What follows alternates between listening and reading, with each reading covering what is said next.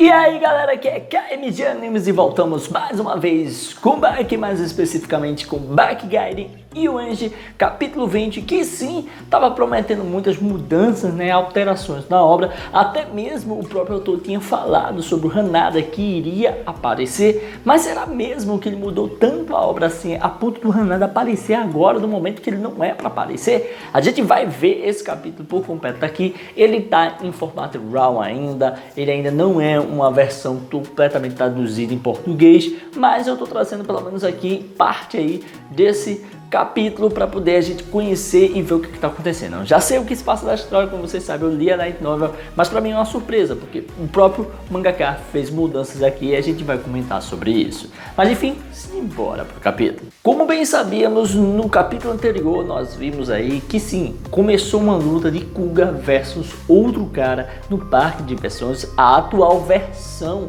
do parque de diversões, e a gente vai vendo o quanto é sangrenta essa luta. O Kuga, ele estava na ativa e ainda está na ativa nesse parque de diversões do Yuanji.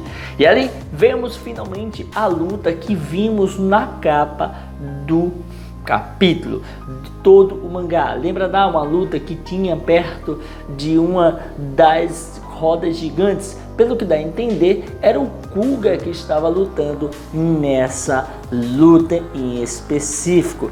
Tendo em vista que se parece muito com aqueles momentos da foto inicial que a gente tinha de Yuanji. Mas enfim, oponente derrotado, vemos outras lutas, onde tem ali o Kuga sendo cercado por vários outros lutadores dentro do parque de diversões. Ele pega ali um guarda-sol e com esse bastão ali, a vara que estava no guarda-sol, ele começa a ferrar todo mundo, lascando todos os oponentes enquanto olhava para uma câmera. A câmera essa que assistia de longe tudo o que acontecia e era o grande mestre do Yuanji, que observava o quão forte era Yumei Kuga. Logo em seguida voltamos novamente para o tempo atual, onde está Kuga falando tudo isso para o Mumon Katsuragi, explicando que ele tinha ciência de tudo isso e ele podia ajudar de alguma forma o Mumon a encontrar esse local e fazer parte dele e capturar quem quer que ele queira capturar. Depois vamos para outro local, agora uma escola bem prestigiada, gigantesca, bonitona pra caramba, bem diferente da escola que Baki fazia parte. Não é a mesma escola, é outra, pelo que dá a entender. E também vemos que alguns personagens ali veem alguém chegar, e esse alguém é um motoqueiro, uma gangue ali que se aproxima da escola, sai batendo em todo mundo, procurando por alguém. Valendo lembrar, pessoal, essa foi uma das grandes modificações que aconteceu aí no mangá, tá certo? Na Light Novel são karatecas, são outros caras que atacam quem quer que eles vão atacar aqui, que vocês mais pra frente verão, mas aqui ele colocou, no caso, a turma de gangue de motociclistas, então foi uma modificação que, segundo o mangaka, foi para deixar a coisa mais brutal, mais cruel, Botar gangues é mais interessante do que um aleatório qualquer se achando bonitão, fortão. Mas o fato é que depois disso vão para um clube esse que tinha alguém fazendo algumas coisas ali, maçã, alguns pólens ou sementes. Esse alguém é de um clã famoso e era um homem esse que é bem semelhante com aquele que tem as habilidades de cortar com os dedos. Lembra lá que estava assistindo o Mumon? Enfim, esse cara estava ali com outras garotas, Dentro do clube dele existiam garotas que eram amantes da mesma arte de flores, de essas coisas. Inclusive as flores estavam murchando e uma delas comenta sobre isso, que elas estavam ficando feias, e é aí que o garoto começa a explicar que é uma forma de melhorar tudo isso. E semelhante a o que o Taizan Matsumoto fez com a árvore, com a cerejeira em si, que mostrou para Mumon, ele aqui faz a mesma coisa, começa a pressionar para que a seiva suba completamente para aquela planta, fazendo com que a planta milagrosamente aparecesse ali bonita, as rosas, tudo ficasse bonito, porque ele está espremendo a última gota da seiva ali na planta para dar vida a ela, para dar força a ela. Todas as garotas ficam empolgadíssimas ali, bem felizes com aquele resultado. Uma delas, começa a falar com o garoto, explicando que achou legal pra caramba tudo isso.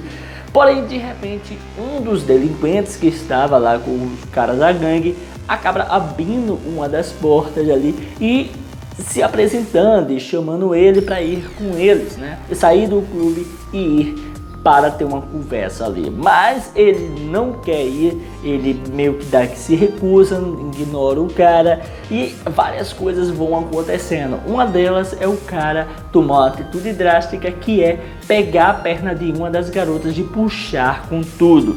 Enquanto ela grita em sofrimento e as outras ficam em choque, o nosso protagonista dessa história fica calmo e tranquilo. E depois o cara acaba dizendo que só vai liberar ela, só vai ajudar ela, só vai fazer alguma coisa com relação a essa personagem se, no caso, o carinha fosse lá com eles, para lutar com eles, para falar com eles. E assim acaba que ele tem que ceder. A gente vê que ele sempre mantém a calma, sempre tá tranquilo. Ele não gosta do que estão fazendo, mas ele não é um cara de ficar nervoso com qualquer coisa. E é aí que vamos para um momento específico que vemos ali vários karatecas derrotados, feridos, todos arrebentados, e enquanto isso tem um principal lá que está apenas fumando, tranquilo, esperando o oponente que ele havia escolhido. E esse oponente nada mais é do que o nosso protagonista dessa história, né? Onde ele vai se aproximando e vai se encontrar com eles que havia feito ali uma das suas colegas de classe de refém. Naquele momento a gente vê que o principal se apresenta, começa a cantar vantagem, começa a chamar para luta, até mesmo, né? O nosso protagonista aqui pega os outros que tinham apanhado ali, sido massacrados, coloca num cantinho para protegê-los, cuida deles. E aí que vemos o que aconteceu com a garota, onde ele mostra onde ela tá, e quando mostra, lá está a garota de cabeça para baixo, chorando pra caramba, fazendo de tudo para não ficar pelada, né, na frente dos caras. Provavelmente ela não estaria nem com roupa de baixo, né, já que ela tá usando um yukata, né, eu acho que é assim que se chama, né, um kimono em si, e geralmente não usam. E o fato é que o cara começa a mangar, tirar onda com tudo isso e mostrando que só poderia resolver as coisas através da luta, onde até mesmo o nosso protagonista observa, olha aquilo, vê as pernas da menina ali suando e tal. O cara começa a mangar pra caramba, tirar onda. E aí que o nosso protagonista acaba lembrando, né, de um dos caras que é bem forte, né, que tinha 1,80 m, 100 kg, era punk pra caramba, mas ele acabou sendo derrotado. E pelo que dá a entender, ele tinha sido derrotado pelo próprio protagonista, e esse cara fazia parte desse bando, pelo que dá a entender, e por conta dele ter sido derrotado, isso era mais do que uma simples visita para testar suas forças, era uma vingança contra o protagonista aqui. E aí ele começa ali a dizer que não tá nem aí pra nada, tá nem aí pro que tá acontecendo, inclusive manda esquecer ele, e até o cara ficou meio que medroso, sem querer tomar nenhuma atitude, sem querer fazer alguma coisa, e lá está ele tomando o lugar desse cara, e agora é o chefão e quer tretar com o cara que derrotou o antigo chefão. E aí ele vai com tudo pra cima do nosso protagonista, mas o nosso protagonista apenas se empolga e levanta um dos seus dedos, e com o seu dedo começa ali fazer uma pressão onde desestabiliza completamente o vilão aqui da história, e ele acaba parando, onde aí o outro tenta entrar na briga e rapidamente o protagonista aqui ele bate as palmas, fazendo com que todos os outros, né, no caso o cara que estava vindo ao contrário, se assuste e assim pare por um tempo, dando tempo para que ele pule em cima das costas do cara, velho, e o cara fica sem saber o que está acontecendo, né? E ali vemos que o nosso protagonista aqui bota pressão e pisa com tudo na cara do outro, né? Esmagando no concreto, velho, pesada pra caramba. E aí, logo em seguida, o chefão vem pra cima, onde vemos que o que nosso protagonista faz é usar seus dedos para atacá-lo, e com grande velocidade sai passando, deslizando, o cortando completamente, né? Pedaços dele é arrancado. Depois, logo em seguida, o outro começa a se levantar e fica com medo e percebe que pedaços da carne, da pele do seu rosto saíram, né, com aquela pesada que ele acabou levando. E por consequência, o que acontece é que se cria uma loucura ali. O visual de tudo aquilo começa a assustar mais ainda, né, a amiga do protagonista, onde vemos que ele começa a atacar desvairadamente o oponente e sai arrancando pedaço por pedaço daquele homem, o destruindo por inteiro, cara. É insano todos os ataques que ele dá.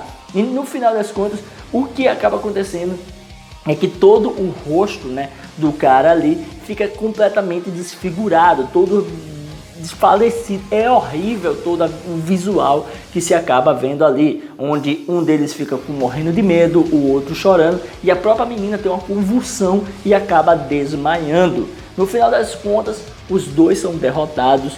O outro, que tinha sido pouco cortado se comparado com o chefão, começa a levar o chefão, enquanto o protagonista fica rindo e chamando: e aí, vai lutar não? E tudo acaba. Mas tem um porém, enquanto eles estão indo embora, a gente vê, né, que o protagonista corta ali a corda e acaba salvando a nossa querida amiguinha dele aí. Mas tem uma mudança aqui, tá? Em todo esse processo teria um momento onde mostraria ele pegando ela nos braços, ela chorando, ela meio que estaria acordada, mas isso também foi modificado. As coisas ficaram muito mais cruéis e muito mais pesadas aqui. Yuria Fujita, ele tentou dar uma pegada mais insana. Não sei se é uma mulher que tá fazendo essas modificações, tá? Porque esse mangaka não tem um gênero definido ainda, então a gente não sabe se é uma mulher. Mas o fato é que ficou muito mais cruel toda a cena. Depois vemos que em dado momento chega alguém que conhece esse nosso protagonista, fala com ele e até o respeita. E no final das contas ele acaba sorrindo, né, gostando de tudo que foi orquestrado ali. E parece até mesmo que o próprio cara que está falando com ele aí é amigo dele e tinha enviado esses caras para dar uma certa animação para ele. E aqui chegamos ao final desse capítulo. Pois bem, pessoal, chegamos ao final do capítulo e foi muito legal. Vocês viram que insanidade. Manteve muito mais fiel do que eu imaginava. O próprio autor, né, o mangaka, ele tinha falado que teria modificações, que o Hanada iria aparecer em Uenshi, mas acabou que não foi tão diferente assim. Hanada acabou não aparecendo nesse capítulo, então provavelmente vai aparecer bem mais pra frente, como eu já imaginava, como é no real. E também a gente viu que as modificações foram poucas, né? Colocaram ali personagens de gangues, de outros lugares para poder atacar, para ser uma coisa mais cruel, deixou tudo mais tenebroso, cruel, violento, inclusive fez, coitada da refém ali, até mesmo passar por coisas muito mais pesadas, né? Ela tendo convulsão e tal, então as coisas foram muito mais pesadas do que eu imaginava. Mas sim, Yuenshi sempre foi pesado, sempre foi sanguinário em sua escrita original, lá na novel. Gostei pra caramba, espero que vocês tenham curtido. Se você gostou, dá aquele like, comenta, se inscrever e ativar o sininho para receber notificações dos vídeos que eu postar aqui todo dia. Tranquilo? Valeu, falou, fui!